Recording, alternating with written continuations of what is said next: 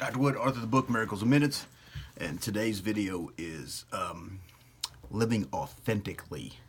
So I'm going to have a conversation about some recent events with a few friends of mine that I've kind of helped them guide through some stuff. So part of, in my inner circle, my world, I like to have deep, close relationships. A true friend, not a fake friend, which means integrity is of importance to me. You say how you feel, spit it out. I'm a grown man. I can take constructive criticism. I'll take into consideration. Stop holding back. Say what's on your heart, what's on your mind. You know, if it's truly in your heart, you know that's just how you feel. Not it's an ad hominem attack and it's an egocentric battle of who's right and who's wrong. So we have to put you in the outer circle until you grow up. But part of it is from people being nice, which is a context in reality or in the world that we live in that's not actually healthy. Nice guys finish last, and girls, for a reason, because nice is actually you're kind of giving up who you are, your true self, to please another. And that's not your job to please them. You're supposed to take care of yourself, and they're supposed to take care of themselves. So when we give up or become people pleasers or be nice, there's a high cost to that. And the cost is that you give up your peace, you give up your happiness to placate or make someone else happy. Their happiness is not your business, it's their business. And a lot of people like to play this game like, you know, you're making me unhappy. And there are some ground rules on that one. I mean, if you're punching me, stabbing me in the back, it's not making me happy. Whether it's a knife or, you know, you're slandering me, you know, of course, who wouldn't be hurt because you've kind of violated your trust. You violated your integrity in the friendship game. Okay, so you might have to be kicked out of the friendship inner circle because of your character deficiencies. And the character deficiencies are because you're not being honest with yourself, and maybe you're being irresponsible and you're not taking responsibility for your life to live your life authentically. So one of the things I've shared with one close friend of mine recently who, you know, we've talked for about 3 years, said, you know, when you're going to come see me? Oh yeah, man, I'm going to come see you. And I told him the other day, I said, well, you know, I said, you've been telling me for 3 years you're going to talk to me. I said, you know, I care about you. And the reason why I kept busting your chops is because you're not honoring your word. And that's, you know, it's almost like Scarface. Your word's your bond, man. You only live in the world via your word. And you're only as good as your word. So this in society today, you know, several years ago after 9/11, I ran an ad in the paper, or not in the paper, but on Craigslist to hire, and had 11 people sign up to interview that day. And from 2 to 3, I had a block schedule out. And guess how many people showed up? 0. Guess how many people called? 1. So let me get this straight. You use your word. You say, yes, I would like the job interview. You're supposed to be there at 2 o'clock. You don't show up. You said, I will be there at 2 o'clock. That's your word. You broke your word. You know what you are as a person? You're a liar, and you're fragmented inside. Already know how you think and how miserable you are. You're completely miserable. You're selfish. And nothing works out in your life ever. You know why? Because you don't even honor your own word. You don't even respect your word. To honor your word. And as Scarface said, you only have your word and your balls. You know, if you can't back them up, you're nobody. Like, who are you? You're disingenuous. You're a fake person. You're artificial. If people started living by their word, I mean, sure, we're going to break our word, but you restore your integrity by saying, hey, you know what? I told you I was supposed to be here at 2 o'clock. I wasn't. You know, something came up. Okay. Got that part. Well, what are you going to do about it? You know, Sally, I'm sorry I broke my word. I told you it's going to be here at 2 o'clock. Something came up. Next time, I'll be there at 2. If something comes up, I'll text you ahead of time letting you know. Because now you're considerate of your own word and you're considered the other person who's supposed to meet at this time. They're putting their life, giving you times called their life, and you're not honoring your word. See ya. Because you don't care about my life. And you don't even care about your life. If you can't honor your word, what do you got? So, let's get back into the conversation. And I had a conversation with my buddies last night, and, not mentioning any names or anything like that. And, he's like, oh, yeah, I want to get married. One day I want to get married. And, like, I said, you know what? I said, I think you're full of shit. I said, you've been playing around for years now. Like, if you really want to get married, you'd be serious about it. I said, what are you avoiding? And, he was engaged, and it didn't go well. And he had an internal valve. He was afraid of getting hurt. And he never dealt with that. So then he has this confirmation bias that, maybe all girls are going to do the same thing to me. So he plays it safe, and he sets it up so he can't get in a relationship. Or he always attracts the ones that are the exact same one as before, because that's what he believes. So as you think, so are you. And so it is. And so you attract it. You don't even know it's happening subconsciously. It just happens. If you get a new car, a blue Acura, you never saw one before. Next thing you know, you see them everywhere. They're always there. You just weren't paying attention. You can't absorb that much of life. I mean, you only take in 10%. And then we had a conversation about, I could tell he wasn't happy. And he's always in his head thinking. And I could tell he looked down. And he just wasn't, happy. How can you be happy if you're not being yourself and accepting all of yourself? Like, we all have ugly parts in there. If you can't accept yourself, you're denying yourself. You're rejecting your own personhood. Don't be surprised when the world rejects when the world rejects you. If you reject yourself, sure, you're gonna feel alone. You're gonna feel scared. You don't even like yourself. You have to accept all of yourself. So, he accepted some parts of himself, and I could see in his eyes, like his face lit up.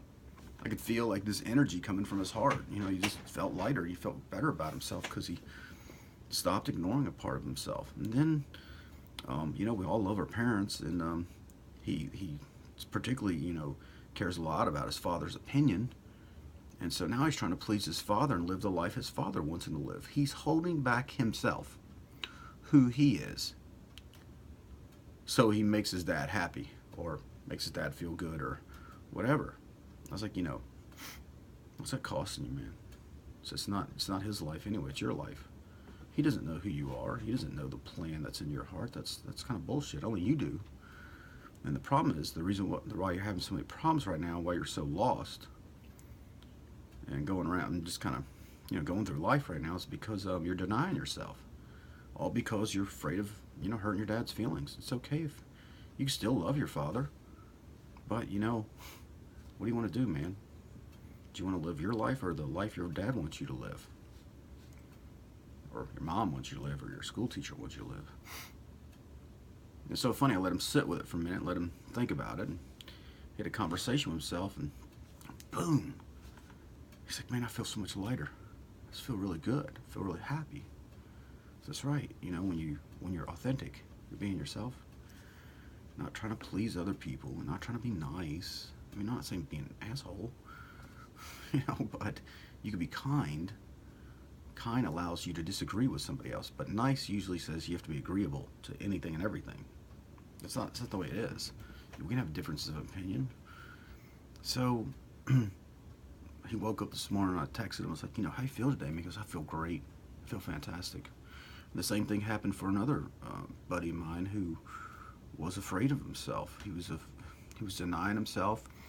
He wasn't looking at things in himself. He's putting it off and putting it off and putting it off and putting it off. And he's like, what, Dr. Wood, you scare me. I was like, why do I scare you? Because I kept bringing back to confront himself. I did it because I care about him. Because I could tell he was living in fear. He was living in shame. He was living in guilt. He was living in anxiety. And he's depressed. You might call that hell. So, here he is. He's afraid of me. And I'm saying, hey, would you like to enter into heaven? Peace, love, joy, and happiness. you're running away from yourself. You're denying yourself. You're not looking at who you really are, and you're also not addressing some of the problems in your life. Um, you're not what you think you are. You're a great person in there, and it's okay to have bad parts too. If you can't accept the bad parts, then you're gonna have some. You're denying yourself, and you're gonna feel sad. You're gonna feel anxious. You're gonna feel lonely. You're gonna feel rejected because you don't even like yourself. So when you like yourself, you have a sense of deep inner core strength. You feel very connected to the ground. You feel contentment. You feel this peaceful happiness within yourself for no reason. Because you're not fighting yourself anymore. You're not trying to run away from yourself. You're not trying to deny yourself. Uh, you're not trying to live into someone else, live the life someone else thinks you should live. Their expectations.